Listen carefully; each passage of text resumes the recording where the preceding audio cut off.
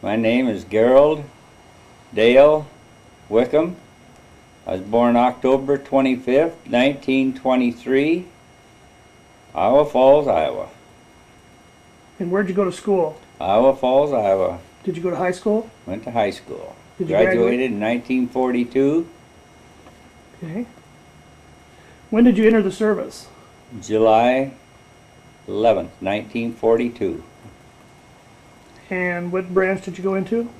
United States Naval Reserve. Okay. Went to Great Lakes Naval Training Station. You were about, what, 18 years old then?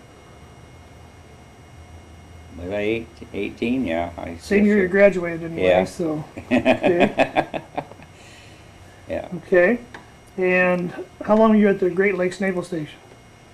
Well, when I went to Great Lakes Naval, they give us a physical and sent us up to a new camp that was nothing but mud and barracks. I came down the next day. We had to march down to get shots, and I heard some singing going on. And I says, "What's that over there?" And they said, "Well, they're trying out for the choir." And I said, "Well, what that big? These no KP, no marching, no." And I says, "I'm going over and try out." And I did a little singing in church choir and school choir, and I made the Company 580 Navy Choir. We had to sing every Friday night on Meet Your Navy on the radio, and one weekend we went down to Soldiers Field to a big concert down there, and the whole end of Soldiers Field was filled full of marimba phones. If that wasn't, I mean, that was, kids would say today that was awesome. Then after, then another advantage of going to that, I got to choose service school to go to. I chose diesel school at Ames, but that filled up and I didn't get in it. So I got 16 weeks of fire control school in Great Lakes. Okay. Then I was home for Christmas and went out to San Diego to fleet school,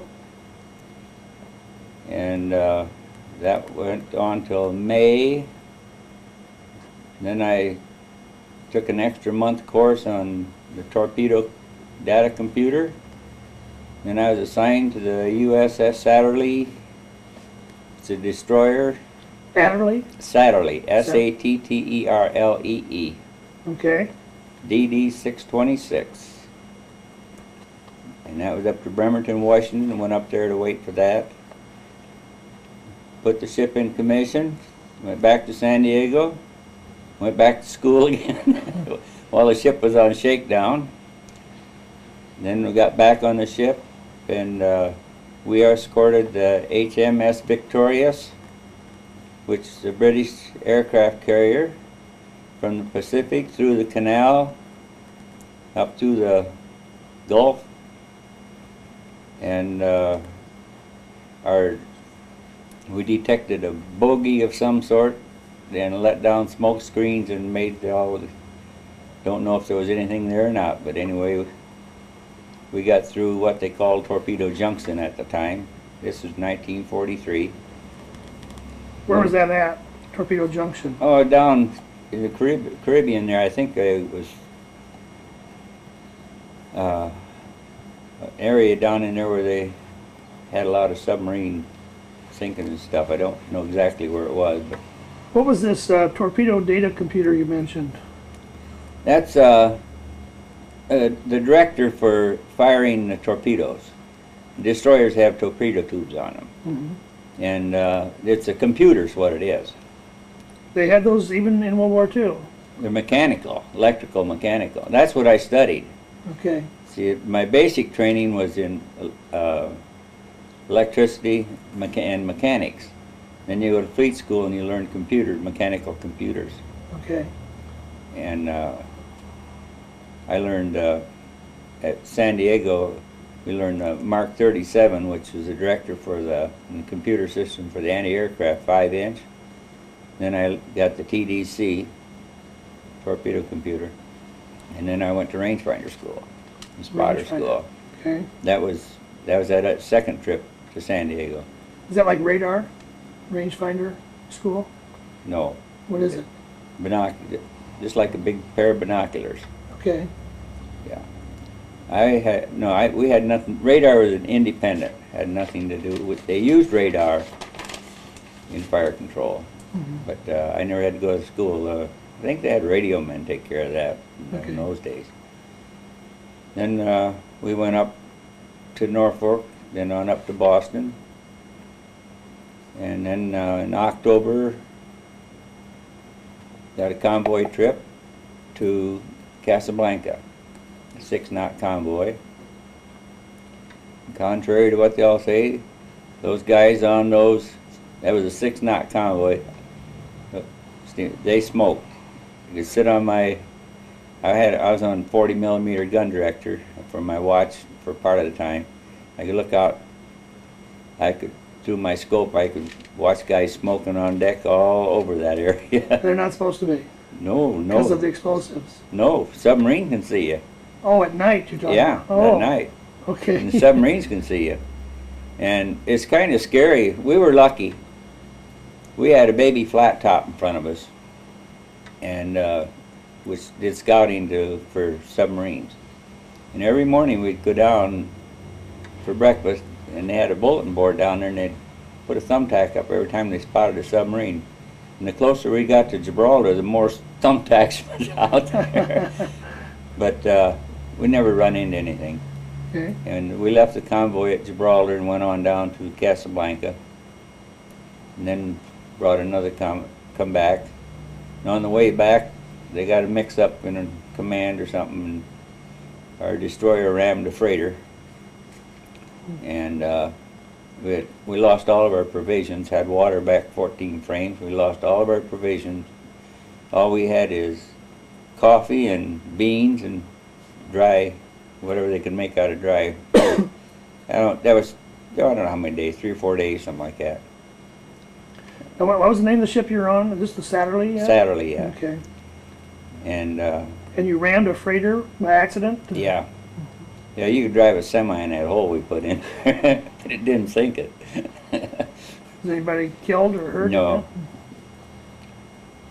So you were without provisions for a few days? Yeah, and when we got back to the States, they came aboard with good Thanksgiving dinner. Oh man, that was really good. And then I got leave, went home, came back, and I won't tell you what I did. Okay. But the officer told me I had a choice to go to school in Washington, D.C. or face a court-martial. So I went to Washington, D.C. Okay. And that was another 5 months of school. Then What kind of school were you? fire controls advanced. Okay. And that was on Main Battery. That's for the large land, like it was for 12-inch guns. Okay. And when I got through that school, then I got assigned to the Guam at the battle cruiser. Okay. And That'd be a bigger ship than the Satterley, right? oh yeah, the destroyer is just a little, The cruiser's bigger than a destroyer, right? a lot bigger. Okay. Yeah, I think what's a destroyer, about 40 feet wide and a couple hundred feet long or something. They vary in size. This was called a 1620. And then while I was waiting to go on that ship, I had to wait at Newport, Rhode Island. And then I was assigned to the USS Alaska. That's CB-1. That's the sister ship to the Guam. The Guam was CB-2, to go on their shakedown. Okay. And that was so I could learn my station. So I went on that shakedown trip and came back, and then the Guam we went on the shakedown, and then we went, it was I think January, we went out to the Pacific, and in March Go ahead, I'll just adjust this a little. Yeah. In March, we was up to up off Kyushu, 50 miles off of Japan, Oh, and that close? yeah, 50 to 75 miles, and that's where the Franklin got hit. Okay. You've heard about the Franklin? Yeah, I saw something on TV about it a while back. Yeah, and we escorted the Franklin out of there, and the Alaska and the Guam, and I forget how many destroyers, and they had to tow it for a day or two before it could get under its own power, and then we came back, and Well, tell me a little more in detail what happened to the Franklin. the Franklin, a suicide plane hit or dropped a bomb. I think it dropped a bomb and it went down through the hangar deck. It exploded down where the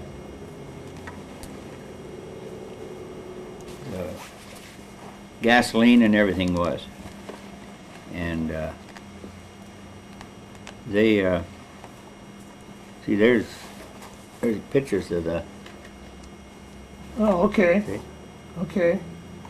And it says kamikaze succeeded in getting through to plant two 500-pound bombs in the flight deck of the USS Franklin. Franklin, approximately 10 miles distance, a unit of another task group. We was in task group 58.4, and I don't know if there was 58.2 or whatever they were in. They were not in our group. And then we had to, that was on the morning March 19th. And we took some of the wounded aboard. One of them died. But And you escorted back to where? outside of the range of the kamikazes. As soon as it got under its own power, at 14 knots, you don't go very far in a day or two, but probably a couple hundred miles. I don't know just where it was. What kind of a ship was the Franklin? Was that a An cruiser? aircraft carrier. It was a carrier? Yeah, it was an aircraft carrier. Okay. And yeah, so then we just from then on we patrolled that area during the Okinawa campaign. Now, the Okinawa campaign did not start till April 1st, but these raids that we did and everything before then was considered part of it. You might say softening them up.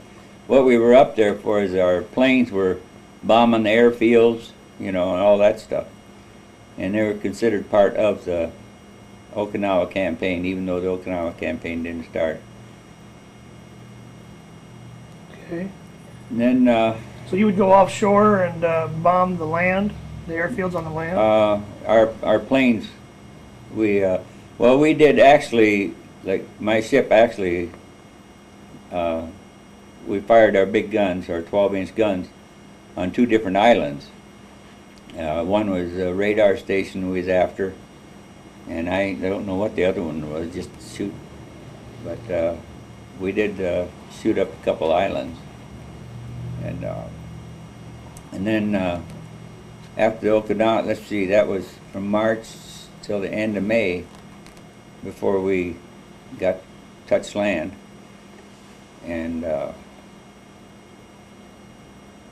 then we went down to in the Philippines, had a little R&R, you might say, if you want to call it that.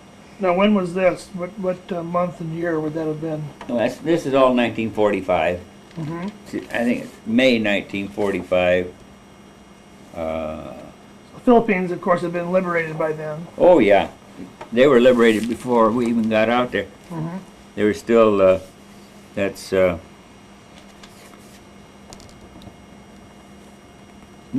April, yeah, May 14th. We went to Ulithi Atoll. I guess it was, I don't say here when we went to, we'll find in there somewhere. But then we formed Task Group 95, Cruiser Division 95, and we did the Yellow Sea sweeps. We were the first capital ships in the Yellow Sea, or South China Sea. Now, What do you mean by, you say capital ships? yeah, like battleships, cruiser, stuff like Okay. that was in there. And see, that's, then we went up from there on up to Korea. And on September, we was in Jensen, Korea. Okay. And that's when our admiral on our ship, they went over. That's when the Japanese surrendered Korea to the United States. Okay. And then That was after the bomb was dropped? oh yeah, that's in September. And see, and we were in Okinawa. Were we in Okinawa when did that bomb drop? August? Well, August of 45. I don't know the exact date. The 19th, I think. Yeah. Okay, we was in Okinawa. Buckner Bay is where we was at when that happened. Do you remember anything else about the campaign to capture Okinawa? I mean, it's not only what your ship did, but maybe what you saw other ships doing, or? No, actually, we were up in this, right off of the coast of Japan all the time up there, and never actually got down near. I think Okinawa was, what, 60 or 70 miles away from us, and we didn't. But Were you in any danger from kamikazes yourself? oh yes, Did you ever see any? yeah. Tell me about that. Well, we got, I remember once there was one coming right up our fantail, and he turned,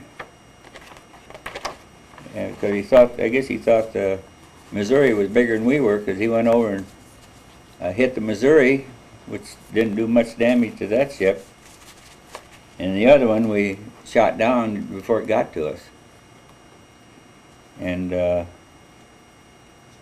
you want to get scared, the 5-inch guns, anti-aircraft, they opened fire at 10,000 yards, which is 5 miles approximately. And the 40 millimeters is 2,000 yards. And with the radar we had in those days, the radar, you look at it, it just looked like grass. And where there's a weed sticking up, that's what you're shooting at. That was some, and I don't know what the 40 millimeter radar was, because I never got to look at that. But they had what they called a double pip. So you couldn't tell, you had to be really experienced to tell if you were looking at 2,000, 4,000, or what yardage you were looking at. And one night the 40 millimeter opened up and the 5-inch wasn't running. I wanted to dig a hole in that steel deck. Yeah, no, we, Was that the only time you saw kamikazes? oh, I don't, we saw it several times. They come over every day. You set your watch by them, almost. They said there's close to 1,000 of them came at us, but only 23 actually got through to us, I think it was. And that the ships had to account for. We got credit for knocking down one or two, and then partial credit for some other ones I don't remember. How about Japanese ships? Did you see any Japanese ships? No. Yeah, so we got eight kamikazes. We either partially credit or hit, or some of them we got full credit for. Mm-hmm. But we didn't run into any ships. We were in a task group that when the Japanese Navy was going to come out, that we would head up to encounter with them. And when they did come out, I didn't know we had so many bombers. I mean, the sky was just full of planes, And our aircraft carriers, I mean, our planes took off, and I remember we were watching this one carrier, the plane's taking off from it, and they were loaded down so heavy and we weren't going fast enough, and there was not enough wind or something, but that plane went off the end of the deck, almost went into the water. I mean, he was just barely touching the water, and he pulled up. And I was talking to, oh gosh, but I can't remember his name now. Lives here in town. He was on that ship later. Anyway, and I tell him about that, and he says, I know that guy. He says, I'm going to tell him that you actually saw it. He says, he tells us about it, but nobody wants to believe him. He says, you actually saw it? And I said, yeah, I saw it. And so he was going to tell him about it. You don't know who that is here in town, or you can't remember his name? Ed lives right up here. Oh, I have a heck of a time with names anymore. What is his name? Not Ed Robbins. No, he lives way over there. He lives right up on this curve. Why can't I think of names? Well, it's not important. I can find out later. Yeah. It'd be interesting to talk to him though too. And what was your job on the ship exactly? What was your rank and what was your job? I was a fire controlman 2nd class, gun pointer 1st class, and I shot the 12-inch guns. Were those the biggest guns on board? Yeah. They were big. And what kind of, these are designed to shoot down planes? No, these are equivalent like the 16-inch guns on a shell. It's for bombarding islands or whatever. So when you did the bombarding of the 2 islands near Okinawa, you were pretty heavily involved in that, you personally. You were running the 12-inch guns for that? Yeah, my director crew and that, we did the aiming and shooting. Just to give you an idea how big a 12-inch gun is. Can you focus on that?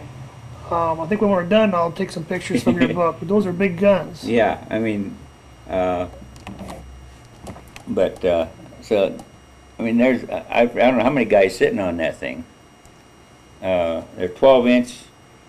I don't know if it's 50 caliber or not. Is 12-inch referred to the diameter of the barrel? The bore, yeah. And if they were 50 caliber, that'd mean from the end cleared in would be 50 feet. Oh, okay. Okay. But I don't know for sure. I wouldn't say, but they're big enough. And so that's the.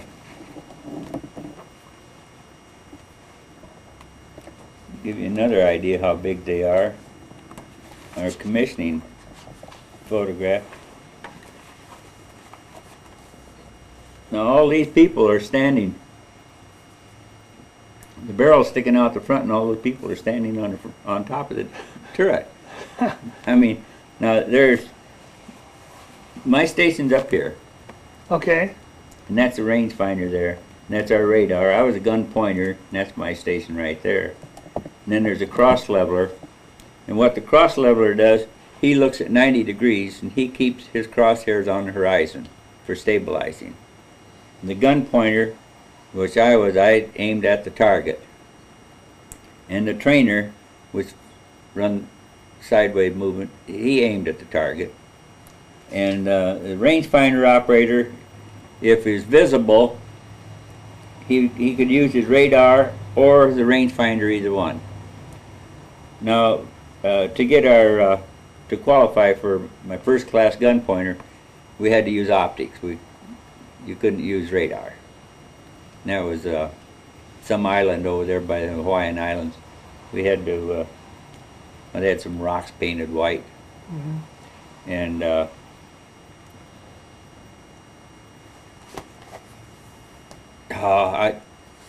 I'll brag. when we was on shakedown cruise, we was at night battle practice, and they was pulling a 50-foot sled, target sled at 28,000 yards. That's approximately 14 miles. And the forward director, I was what they called standby director, aft. The forward director, they opened fire, and they missed, fortunately.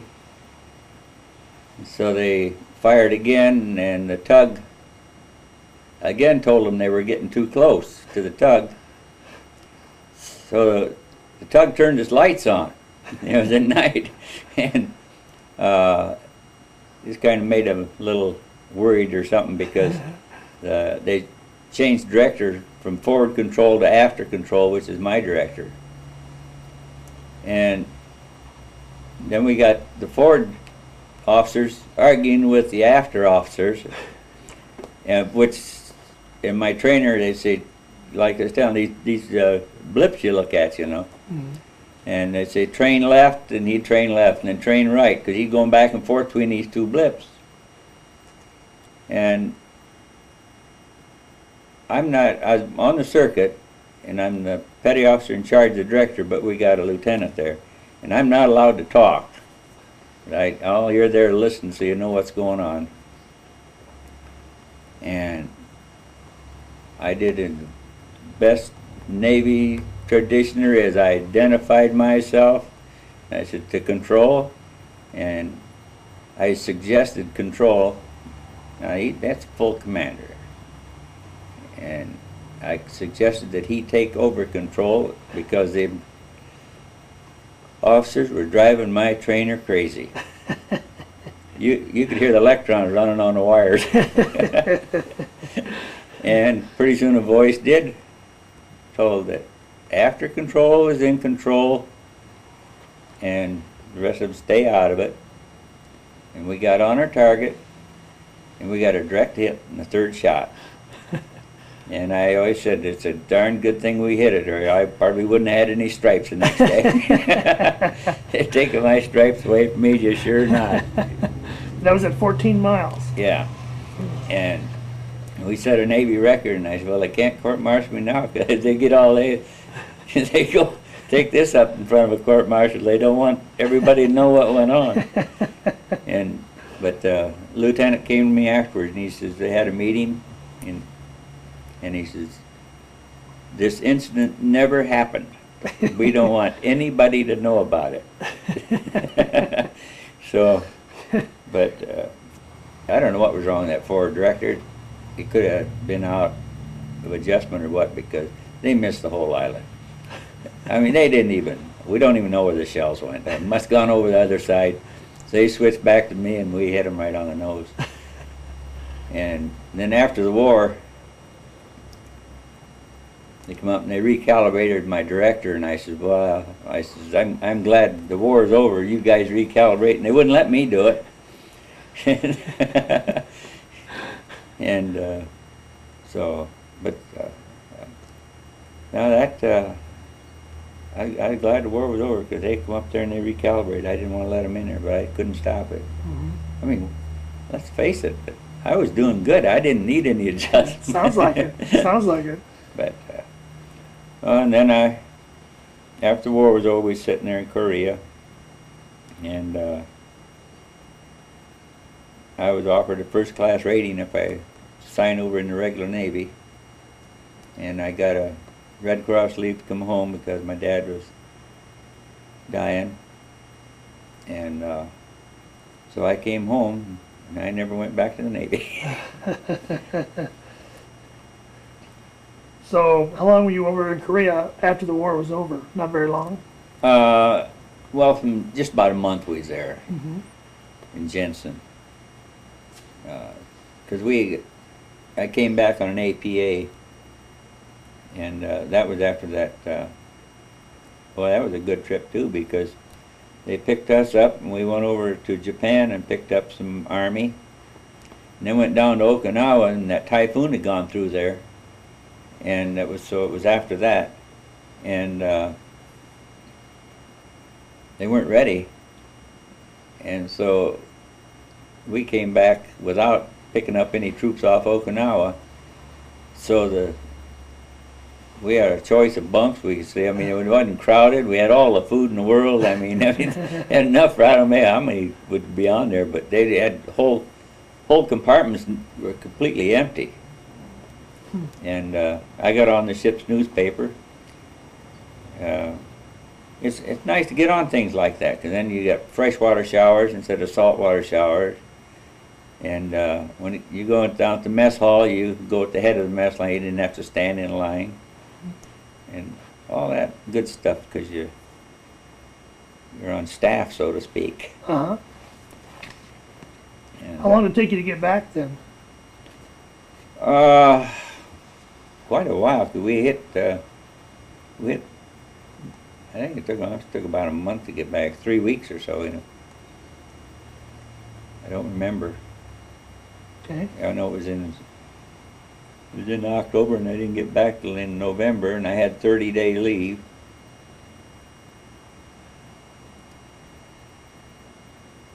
Well, going back to when the war was still on, you mentioned the Okinawa campaign. Was your ship involved in any other campaigns I might have heard of? No, Iwo Jima or any of those? no, that wasn't even commissioned yet. Okay. No, we didn't get. That's the only campaign it was in. That one. Okinawa. Mm-hmm. That was enough. And when the Franklin was hit, was that part of the Okinawa campaign, or was that separate? It was considered part of it, even though because it was in March, and like I say, the Okinawa campaign didn't start. But now, for battle stars, I got 2 battle stars. One was for the Okinawa campaign, and one was for bombarding an island. We were with the 5th Fleet for the Okinawa campaign. Then we went into the 3rd Fleet. And I read a newspaper article where they said our ships, when it was decommissioned, had 3 battle stars. I never got 3. So I wrote to find out about it, and they sent me all the information on what qualified for what, and that they didn't even call it the Okinawa campaign. The part it had a whole another name that engrossed the whole everything at the same time. Okay. And that's why it was only 1 battle star. I know there are people wearing more battle stars because they say there's 2, but there's not. There's only 1 for both encounters. Okay.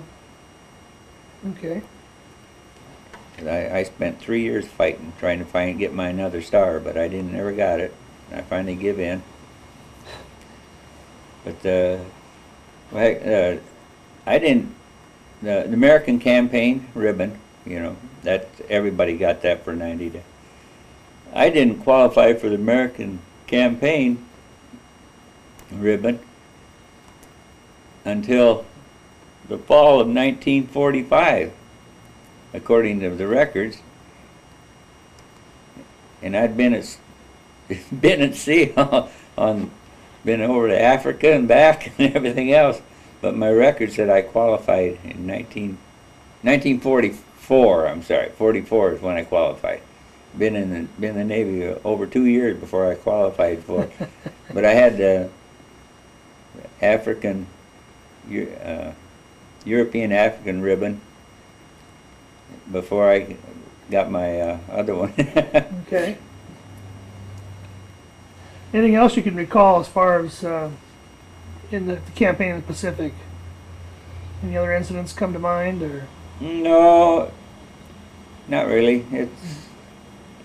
It's just routine. You wait for the next job to come.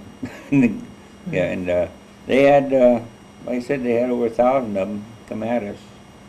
At your group or your convoy? At our group. Mm-hmm. And I saw a documentary that on one day there was 300 in one day that came at us. Now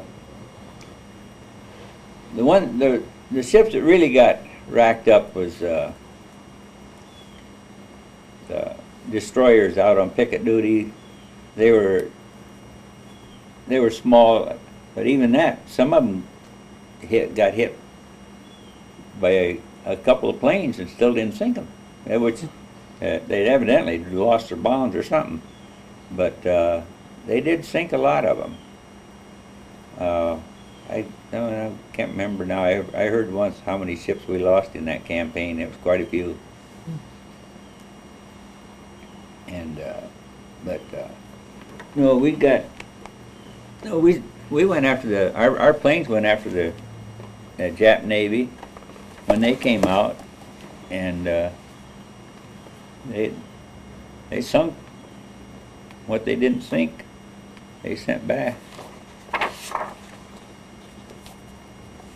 Yeah, April 6th and 7th, the last desperate attempt of the Jap Navy came out. And here's shows a destroyer burning. And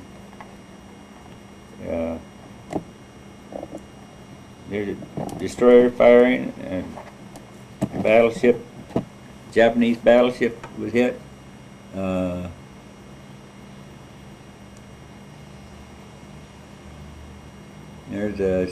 That's a cruiser was under torpedo attack from our planes, and there's a cruiser Agano was burning.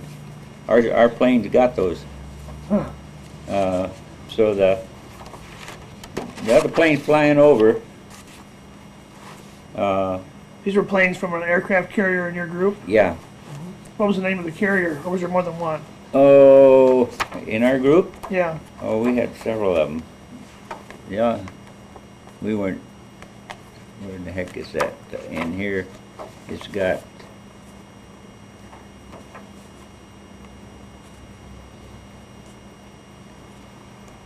Got it here someplace. Okay.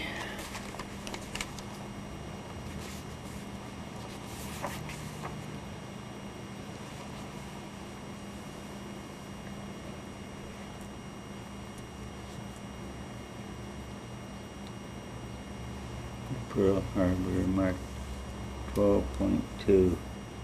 Okay, task group 58.4 was the USS Yorktown, the USS Intrepid, USS Enterprise, and the Independence and the Langley were all in our group. And was battleship Missouri, and the Wisconsin, and the Alaska, which is a sister ship, and cruisers St. Louis, San Diego, and Flint. That was our battle group, besides the destroyers. And the first battle, the Enterprise and Intrepid were both damaged.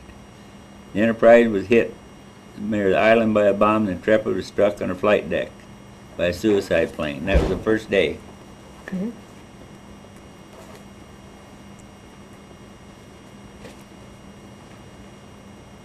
The first day? First day in battle, yeah. That was on yeah.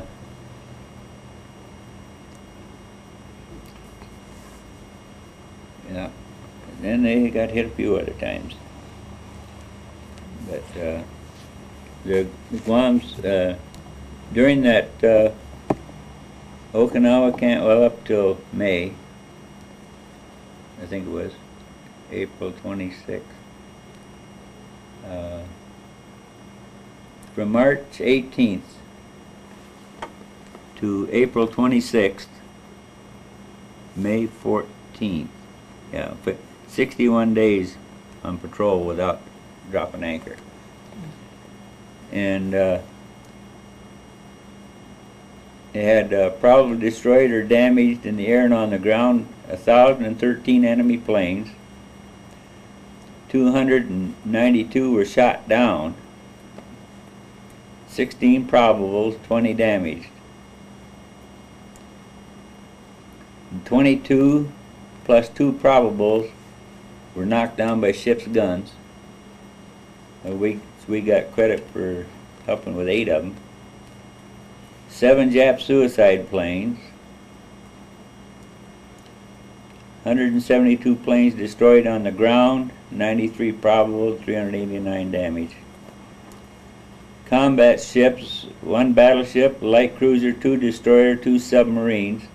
Probably sunk 1 destroyer, damaged 1 battleship, 1 CV, 1 CVE, 4 destroyers, and a submarine.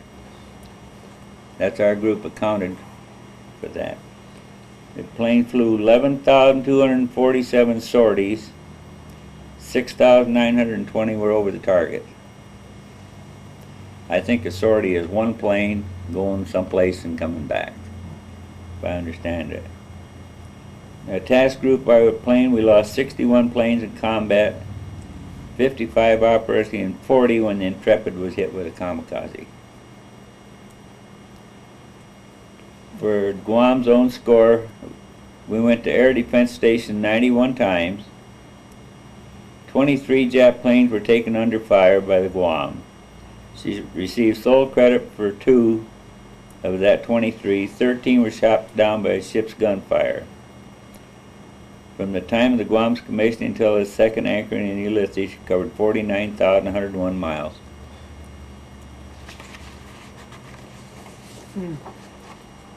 That's a pretty impressive record. Yeah. I didn't know it. I got to read this book again. This book's got everything in it. And who put that book together?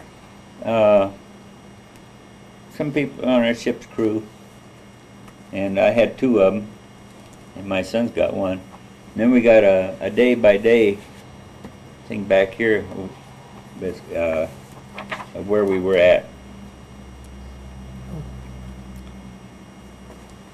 So, and here's Korean occupation.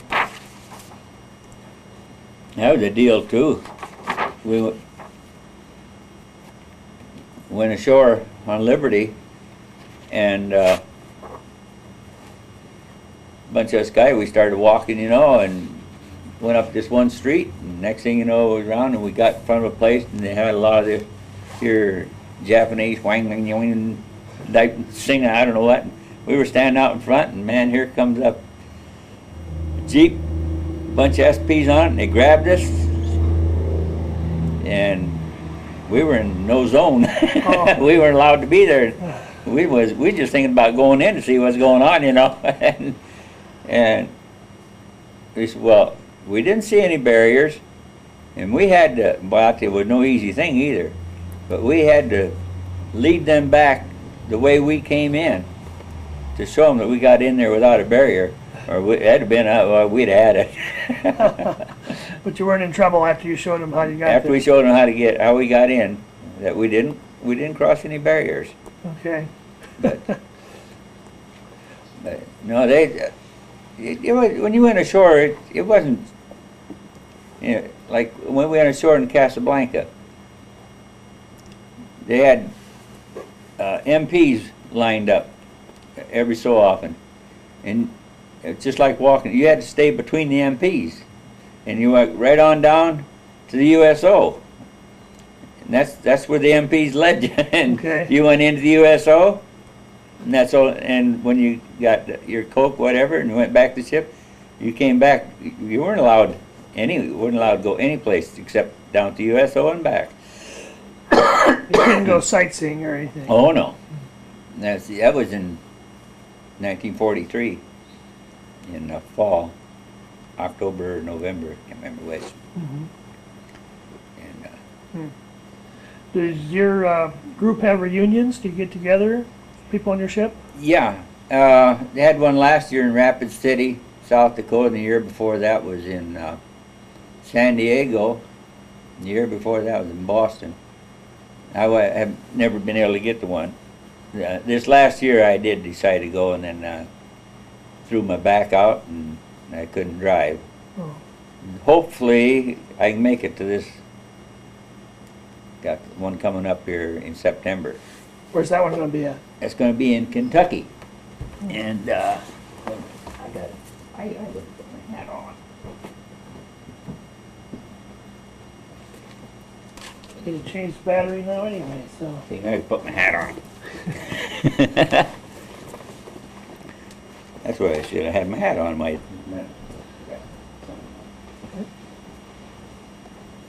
Your hat, tell me about your shirt. My shirt. Well, my shirt's a replica of my collage. And my hat is same thing. The hat is the USS Guam, put out by the our reunion committee. And this is a World War II discharge emblem, but commonly called a ruptured duck. And this is my rating, second class petty officer. And then these medals. The first one is good conduct, which means you didn't get caught. And then there's the American Theater, the Asiatic Theater, European African Theater, World War II Victory Medal, China Service Extended,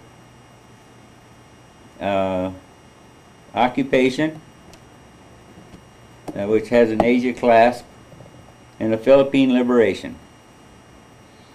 And then I got one more medal the Navy doesn't recognize to wear, but the Republic of China gave medals to personnel that was in China Theater, on a specific date. And we were patrolling the China Sea during those dates. And so I got that medal. You got the European African one from your visit to Casablanca. Yeah, for the convoy duty, yeah. Okay. And you said there's American Theater? Yeah. What is that? What was your involvement in the, what's the American Theater? The United States.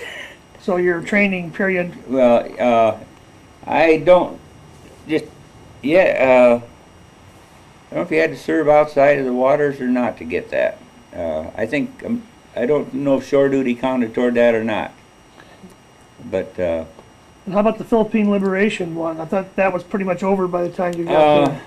well, there's 2 Philippine medals. And the Philippine Liberation Medal, it's just like World War II. World War II ended when the Japanese surrendered. But you still got the World War II Victory Medal. There's people that went into the service and didn't get out till 1946 and got the Victory Medal, and it had nothing to do with the war, but they were still within that criteria of time limit. Mm-hmm. And well, see, we were in the Philippine waters before what they considered the final stage of when they cut the time limit off. And that's all you had to get a medal. All you had to do was be in the right place at the right time. Right. I knew a person that was on an aircraft carrier, but he was assigned to the aircraft carrier after the carrier got back to the United States.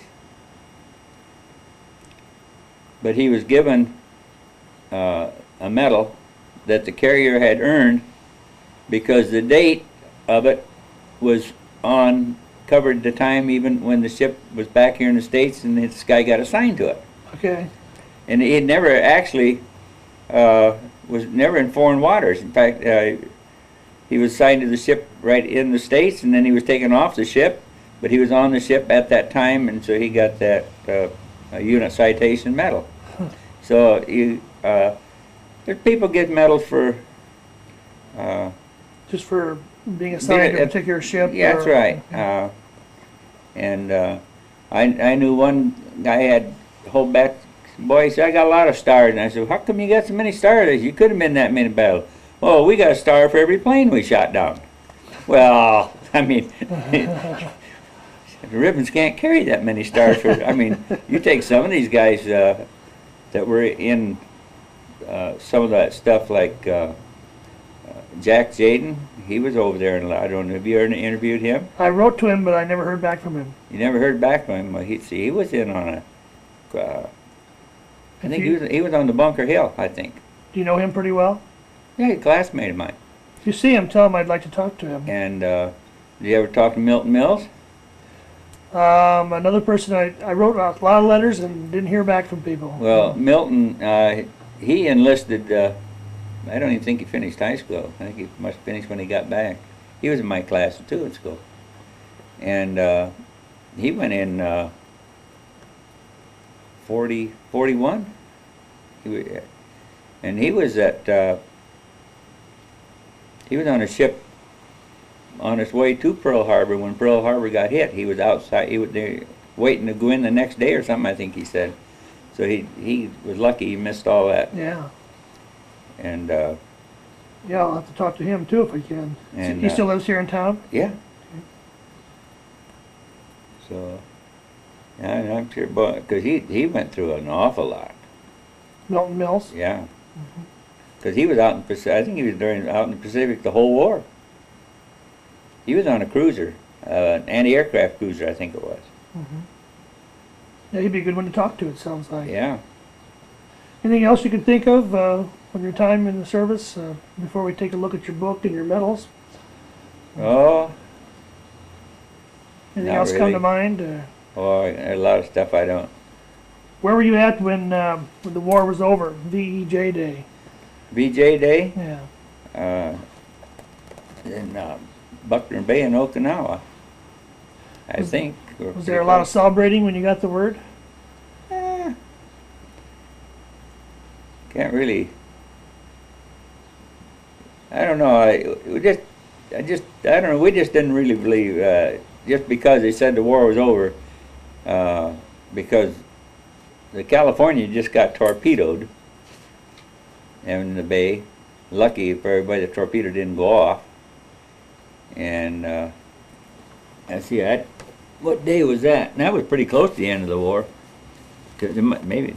Well. And so. You didn't believe the war was really over? Well, it technically might have been over, but I don't know. A lot of us guys, we didn't let up our guard, I'll tell you that. We were a little edgy. I can't find it right now when that got hit. But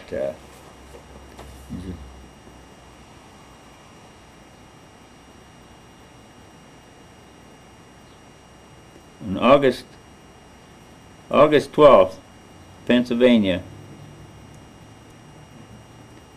about 2,000 yards, about a mile from us, was torpedoed by a Jap plane. It's 3 days before the war was over. Oh.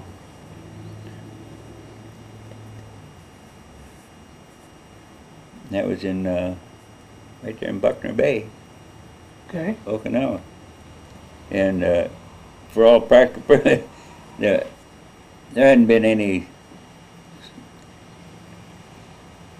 to be concerned about. I mean, like the war was over. I mean, there wasn't no fighting or anything. And then here this plane comes out of the blue and torpedoes you.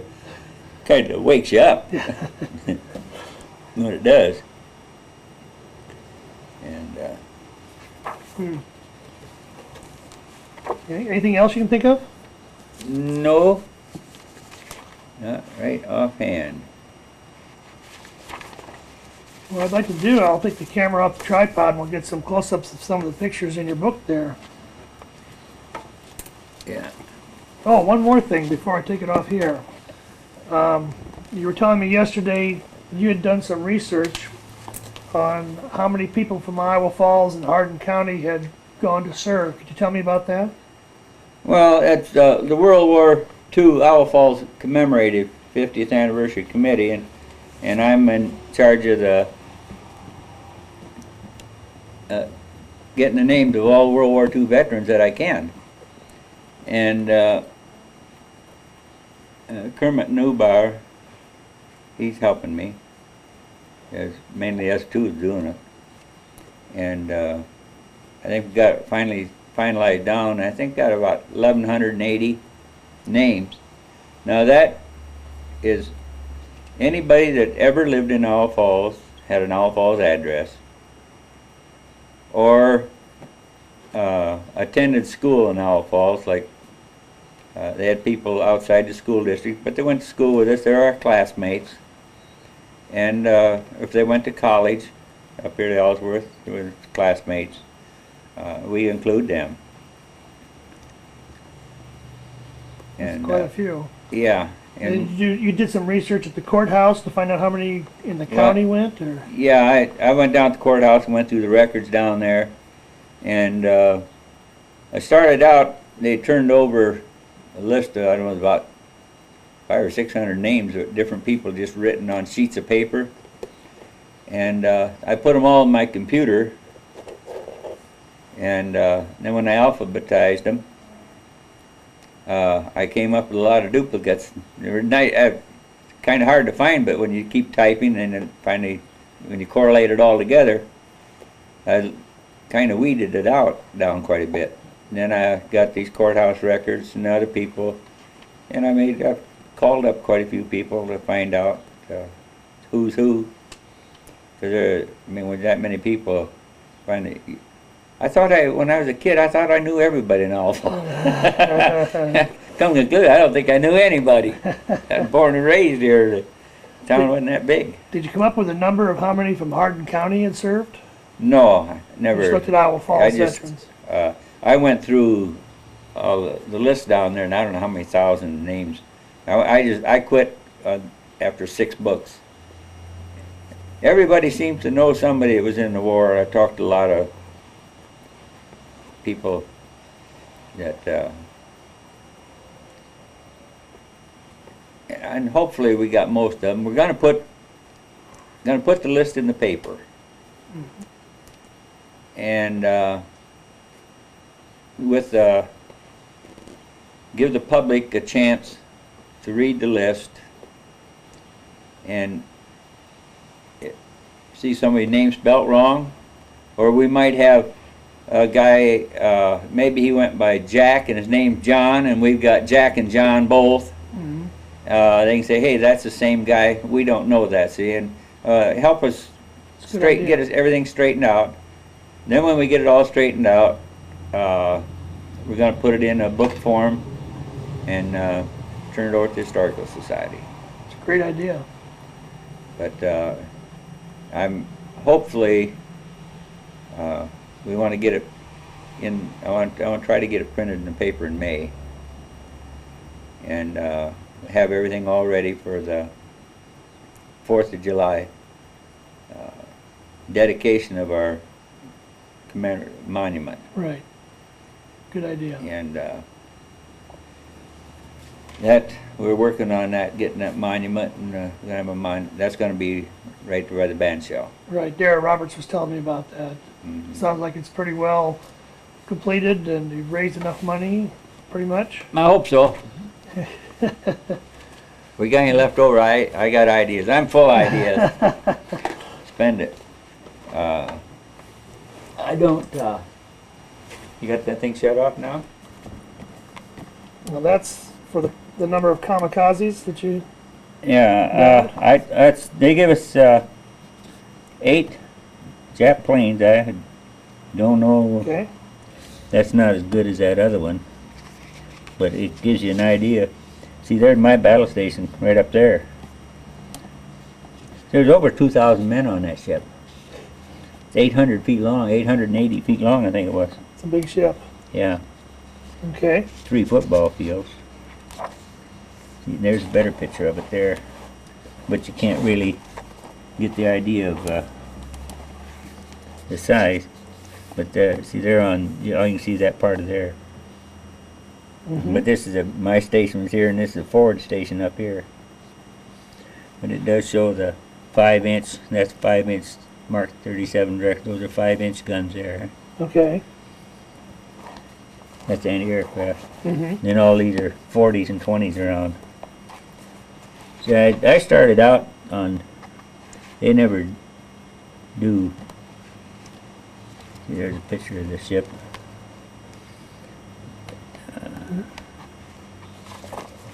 I'm not going to sit bending over. Yeah, I can get up here close, but I don't have to hold it up there. I can just lay it flat. Oh, I need to turn it this way, though. and let you go what you want. Okay. Let's see what we can come up with here.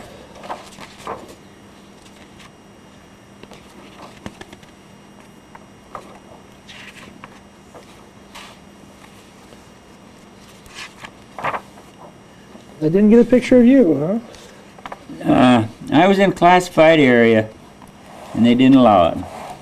Are those the guns that you were talking about? Yeah, that's one picture there, but see, yeah, or you can take a picture like that, or you have a picture of them guys sitting on a gun. Okay. Find that one. Yeah, you got to get over into the gunnery division for that.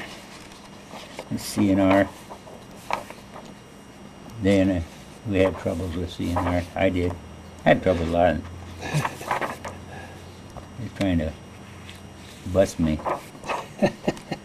There's what our ship looked like. There's a Jap plane right there. So hold that one a second. I'll see if I can get a picture of that.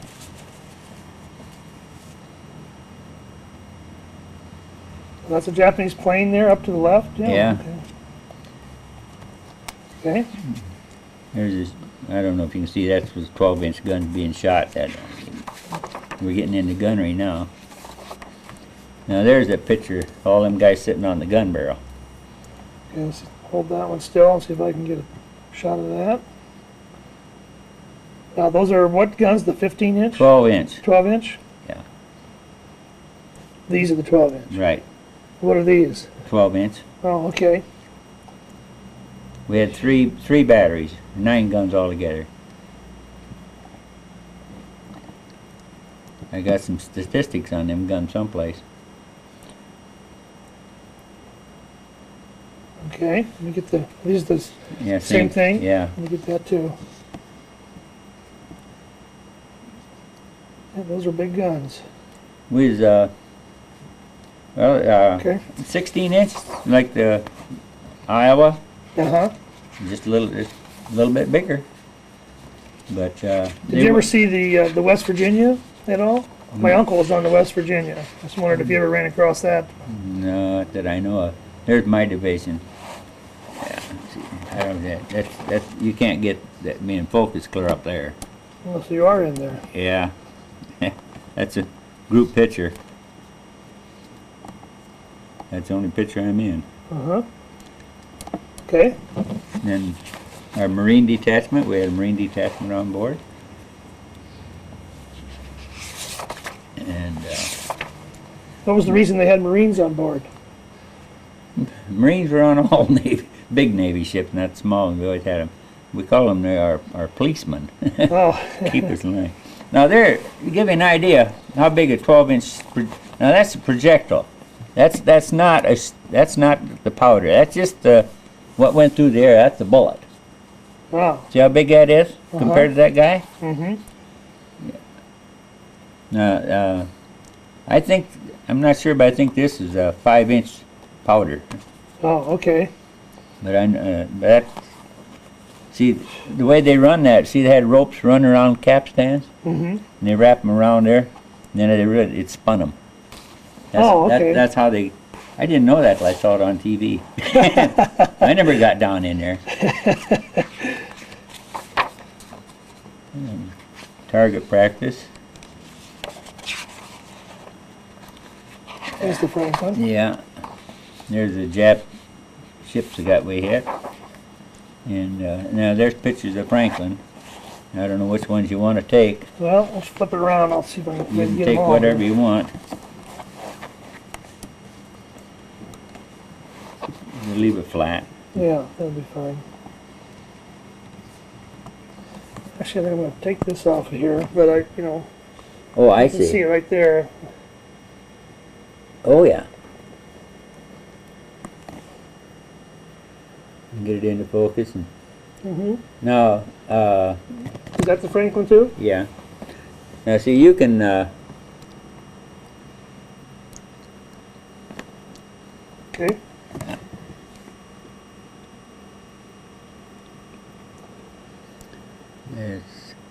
Now, see, that's a cruiser coming up alongside it. And this is bringing Franklin wounded aboard. That's how they got him over. And you remember that pretty well, huh? Yeah, not too. I remember it happening. For the life of me, I can't. I know we must have, but I don't know. But I don't have much. A whole lot here, is there? I think it's enough, though. Now that's you in the center of the top there, right? Yeah, that's me in the center. Same as your shirt there. Yeah, and that's my rating badge. Second class petty officer. Mm-hmm. That's gun pointer, first class. Okay. There's my choir badge. I was in the Navy choir. Mm-hmm. There's my ruptured duck. And that's the good conduct medal. American Theater, Asiatic Pacific, European African, World War II Victory Medal, Navy Occupation Medal with Asia Clasp, China Service Medal, Philippine Liberation Medal, and China War Memorial Medal. Okay. And that's my discharge. It's just photocopy. Okay. Yeah, now what else? Well, show me some of your ancestors' stuff over here. Oh, yeah, all right. That's Revolutionary War battlefields, 1975 to 81. 1775. 1775, yeah. I gotta go see them. Okay, now, my great-great-grandfather, I go back fast. My great-grandfather was born during the Revolutionary War. Okay. But my great-great-grandfather, Jon Wickham Sr., was born 1734 in Rhode Island. Mm-hmm. Died 1835 in Morgan County, Ohio. Applied for his pension at age 100. Now another little interesting story about that guy. He got married when he was 100 years old. Wow. He lasted 9 months.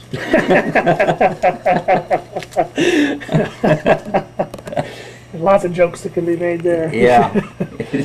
The wrong name. Anyway, in spring of '75, he was in battle. He went in at New Britain, Albany. In '76, he was in New York Militia. In '77, he was in the Battle of Bemis Heights. In 1758, he was at these would be Indian Wars, French and Indian Wars. He was at Fort Frontenac and Fort Niagara. Okay. And there's that's John Wickham. Then George Millslagle, that's on Grandma Wickham's side. He goes back. He was born 1750. We don't know for sure, but in Pennsylvania, and they went to Virginia, and he was in the war. And great-grandfather George Stipp was born 1757, Pennsylvania. And he's in the war too. And he was in the war. So you have 3 ancestors in the Revolutionary War. In the Revolutionary War. And this one, Jon Wickham Sr., was a Minuteman? Yeah. Wow. He was a Minuteman, and he was a drill sergeant and a Minuteman. Tell me about your Civil War relatives over here. Okay. This, my grandfather, Bimuel Wickham, which I got a pioneer certificate, but they came here to Iowa in 1848, I think it was. Okay. And they all were in 3 brothers. Bimuel, that's my grandfather, James, and Robert. These 3 boys were all in Company A. Robert was wounded at Corinth, and Mississippi. yeah, and then he went back. Went back in, and he was captured, and was at Atlanta, and was in Andersonville. Okay. His brother James was. No, James was wounded. Not Robert. Well, anyway, yeah, James was wounded, not Robert. And they were both captured. And my grandfather was in the hospital at the time. Okay. Otherwise, because only out of their whole outfit, all got captured but 5.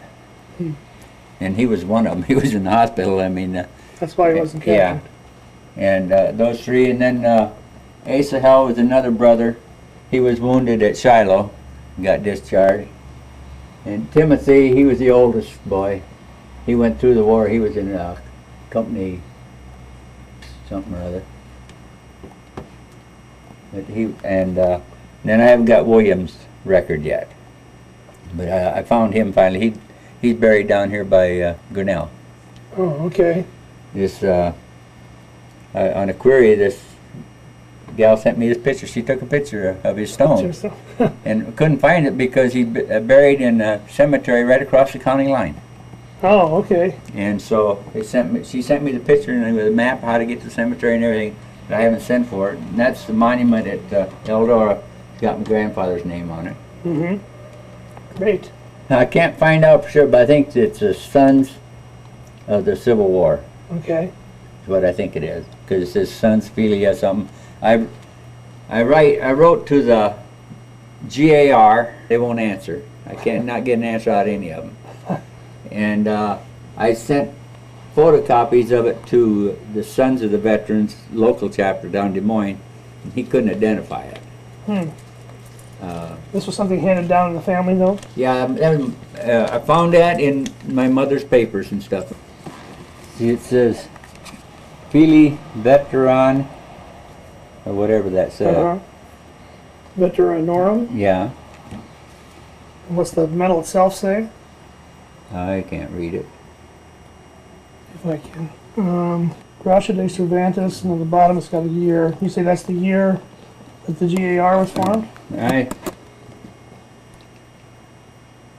don't remember now. I think that's 1881. and then on the back it says Veteranum, and it's got a that's got a U, got a UAS on it, U.S. Army.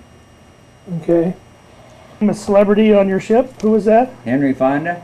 Okay. He was up to Bremerton, Washington, and signed to the USS Adderley. He was quartermaster, 3rd class. And I looked up his books down at the library and everything, and they don't mention him ever being an enlisted man, but that's what he started out as, an enlisted man. And the first time I met him, I was on duty one night, and he wasn't. He came back, and we were playing cards. And he was feeling sorry for us guys, and he came in, he had one of them big old coffee urns, like, had it full of beer. And he said, I brought this back to you guys. And we looked at the top, and there's so many cigar ashes and stuff on top of it. That was my meeting with him. And then on board ship, they had 4 men assigned to every 3 bunks. There were too many guys. And he was assigned to the same tier I was in, so I don't know. I slept in his bunk or he slept in my bunk. I don't know what, but that's, then until we got over to, he left the ship in Norfolk. When we got over there, a whole lot of them left. And then he went on to become a commissioned officer, and I think he ended up on a aircraft carrier. So you just really met him that one time, though? Yeah, I just... Card game. Well, I met him, we'd see each other. I mean, once in a while run into back and forth on board ship there. When you're both assigned to the same compartment, you're going to run into each other. Sure. Huh. But, was he pretty well known as a movie star then? Well, yeah, I knew him as a movie star. That's why I recognized him. Yeah, he was getting up there. Good. So. That's interesting.